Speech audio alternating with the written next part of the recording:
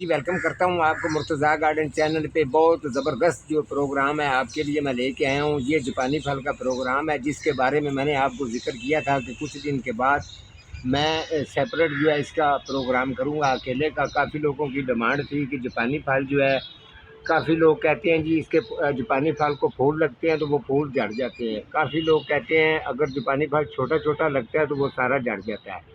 उसके अलावा लोग कहते हैं जी कि जापानी फल के जो पत्ते हैं ये चुरूड़े-मरोड़े जाते हैं, इनको पत्ता मरोड़ बीमारी बढ़ जाती है। उसके अलावा लोग कहते हैं कि जो जापानी फल जो पौधा है इसकी ठीक तरीके से ग्रोथ नहीं चल रही। इसके अलावा लोग कहते हैं जापानी फल जो है उसकी पौधा जो है ना वो ज़्यादा हमारे घर में बुशी नहीं बनता। इसके अलावा जो है लोग कहते हैं जी रड़ी बिल्कुल तैयार जापानी फल हमारे घर में लगे तो इस तरीके का कभी भी नहीं हुआ, इतना बड़ा हमारे घर में पौधा है।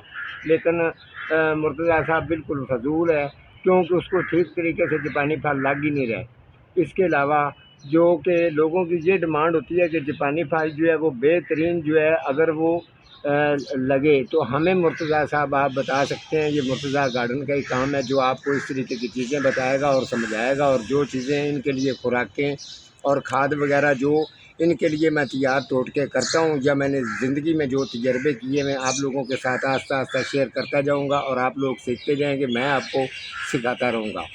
काफ़ी लोगों की ये डिमांड होती है कि हमारी एक जो उसकी जापानी फल की शाख निकली थी तो निकलने के बाद वो एक ही शाख रही है और उसके साथ दूसरी शाख निकली नहीं, अब वो भी सूखना शुरू हो गई है। जापानी फल जो है इसके बारे में ज़रूर प्रोग्राम करें आप जी। मैं आपको बता देता हूँ जापानी फल पौधा जो है आप इसको गमले के अंदर भी बेहतरीन इसको जापानी फल लगेंगे।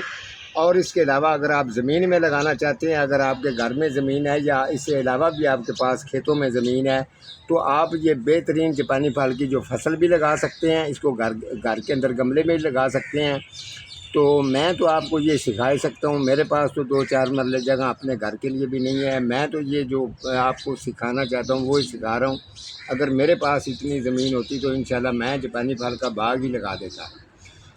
तो आपको बताऊं जी कि जो जापानी फल जो जितनी चीज़ें मैंने इसके अंदर आपको बताई हैं, और आपको ये भी बता दूं इसको स्प्रे किस टाइम पे करना है और इसके अलावा इसकी अच्छी ग्रोथ करने के लिए क्या करना चाहिए। जापानी फल जो है इसको बेहतरीन इसका फल का साइज़ भी पूरा होना चाहिए और ये गिरने से भी रुके और इसके अलावा इसकी ग्रोथ भी बेस्ट रहे, बेहतरीन रहे।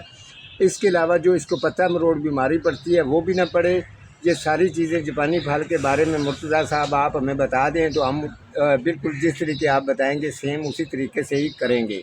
अगर आप इस तरीके से करेंगे तो कभी भी जापानी फल का पौधा ख़राब आपका होगा ही नहीं। ठीक है, तो फिर मैं आपको लेके चलता हूँ कि सबसे पहले आपने काम करना क्या है। सबसे पहले जी आपने काम ये करना है, ये वाली जो ऊपर आपको शाख नज़र आ रही है आपके घर में जापानी फल का पौधा है, गमले में लगा के रखा है या आपका ज़मीन में लगा हुआ है। ठीक है, पौधा बड़ा हो या छोटा हो, अगर बड़ा पौधा 8-10 फुट का है तो फिर उसकी 10-15 शाखें ऊपर से 6-7-7 इंच जो है वो सीढ़ी लगा कर आपको कटवानी पड़ेगी। अगर एक शाख आपकी जापानी फल की निकली है तो वो बिल्कुल ख़राब हो गई है, पौधा बुशी नहीं बन सका। तो आपको ये तरीका बताऊं जो आपने करना है। ठीक है, सबसे पहले ये जो ऊपर वाली आपको शाख नज़र आ रही है, ये शाख को आपने यहाँ से इसकी कटिंग कर देनी है, जैसे ये मैंने कटिंग कर दी है।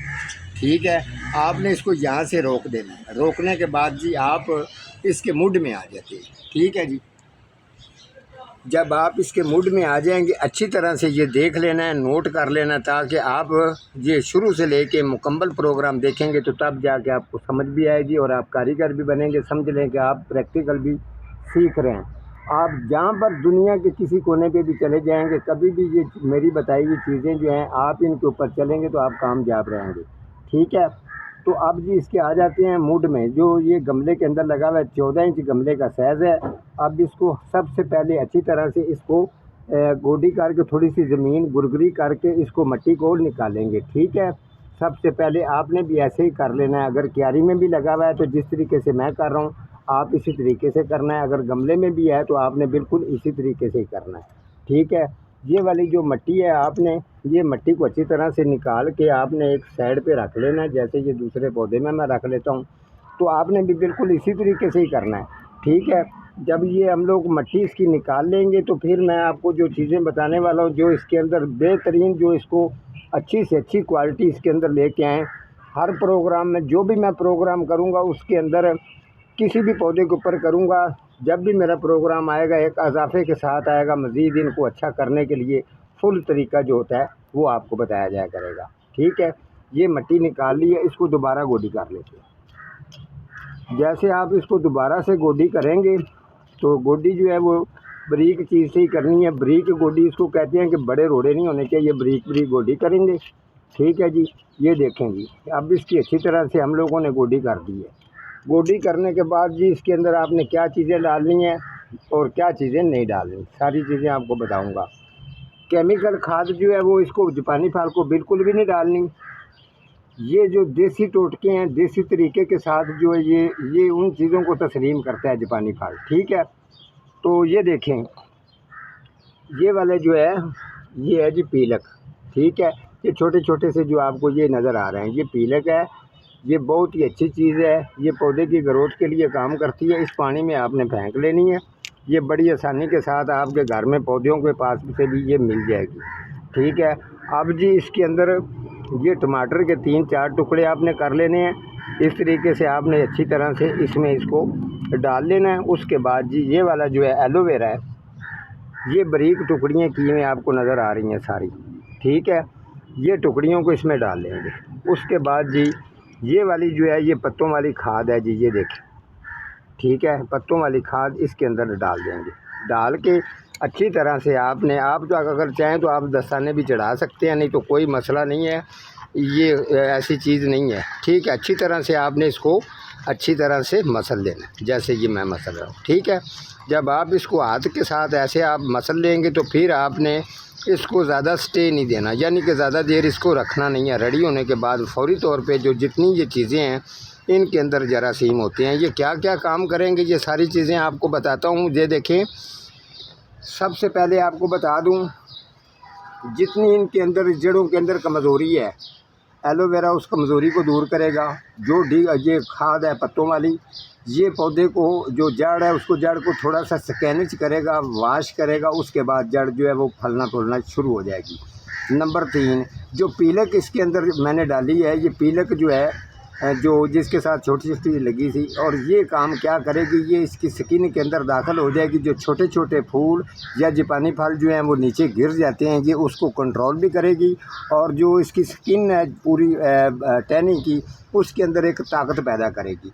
ठीक है जी, इसके अलावा जी जो मैंने टमाटर डाला है, टमाटर का काम ये है कि टमाटर जो है इसके जो साइज़ है उसके साइज़ को बढ़ाने की मैं मदद करेगा। और ज़ायके के अंदर क्वालिटी आएगी, ज़ायका क्वालिटी बेहतरीन आएगी। ये आपने चीज़ें जो है अभी इसके अंदर डाल देनी है। जो चीज़ें मैंने बताई हैं आपको साफ़ जो है ना, फिर भी आपको समझ ना आए तो आप मुझे कमेंट करके भी पूछ लेना। ठीक है, ये इसके अंदर जी डाल देंगे। अच्छा जी, ये चीज़ें डाल दी हैं, ठीक हो गया। अब जी ये देखें, अब जो ये मिट्टी मैंने निकाली थी, ये मिट्टी इसके ऊपर आपने डाल देनी है हाथ के साथ बारीक बारीक ऐसे करके। ठीक है, जब ये आप मिट्टी इसके अंदर डाल लेंगे तो अच्छी तरह से फिर इसको इसी तरीके से रहने देना है। और जो वाटरिंग है ऊपर से इसको 2 दिन वाटरिंग नहीं करनी, उसके बाद थोड़ी थोड़ी सी वाटरिंग शुरू कर लेनी है जब ये मिट्टी इसकी खुश्क हो जाएगी। तो जो चीज़ें ये इसके अंदर डाली गई हैं आप याद रखें, एक इसको फुल आउटडोर रखना है, छांव पर बिल्कुल नहीं रखना। अगर ज़मीन में भी लगाना है तो इसको फुल आउटडोर धूप पर ही लगाना है। ठीक हो गया। अब आ जाते हैं जी, स्प्रे जो है वो इसको डाइसिन लैम्डा मिक्स करके हल्की मकदार से इसको स्प्रे करनी है।